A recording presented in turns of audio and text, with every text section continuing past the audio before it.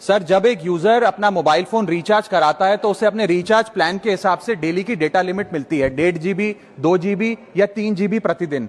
लेकिन ये डेली की डेटा लिमिट जो होती है रात 12 बजे समाप्त हो जाती है जैसे ही दिन खत्म होता है, और ये अनयूज डेटा जो है ये फोरफिट हो जाता है, ये अगले दिन रोल ओवर या नेक्स्ट डे कैरी फॉरवर्ड नहीं होता है। कंज्यूमर से पैसा तो पूरे डेटा का लिया जाता है, लेकिन ये अनयूज डेटा जो बचा हुआ डेटा होता है ये एक्सपायर हो जाता है जैसे दिन समाप्त होता है। सर, फर्ज करिए कि महीने की शुरुआत में आपने अपनी गाड़ी में 20 लीटर पेट्रोल भरवाया, महीने के अंत तक 15 लीटर पेट्रोल कंज्यूम हो गया, 5 लीटर बच गया, तो क्या महीने के अंत पे पेट्रोल पंप वाला आकर आपको कहता है कि 5 लीटर पेट्रोल वापस कर दो क्योंकि उसकी वैलिडिटी समाप्त हो गई? नहीं, क्योंकि आपने पैसा पूरे 20 लीटर का दिया है। ठीक इसी तरह जितने डेटा का पैसा हमसे लिया जाता है उतना डेटा हमें यूज करने दिया जाए, वो एक्सपायर ना हो। ये हमारे मेहनत के पैसे से खरीदा गया डेटा है। और सर, चालाकी देखिए, आजकल के रिचार्ज प्लान्स में डेली की डेटा लिमिट होती है, मंथली की डेटा लिमिट नहीं होती, क्योंकि मंथली की डेटा लिमिट के अंदर मैक्सिमम डेटा की खपत का कंज्यूम करने की प्रोबेबिलिटी यानी कि संभावना ज्यादा होती है। एक महीने के भीतर या मान लीजिए 4-7 दिन कोई व्यक्ति व्यस्त है या बीमार है,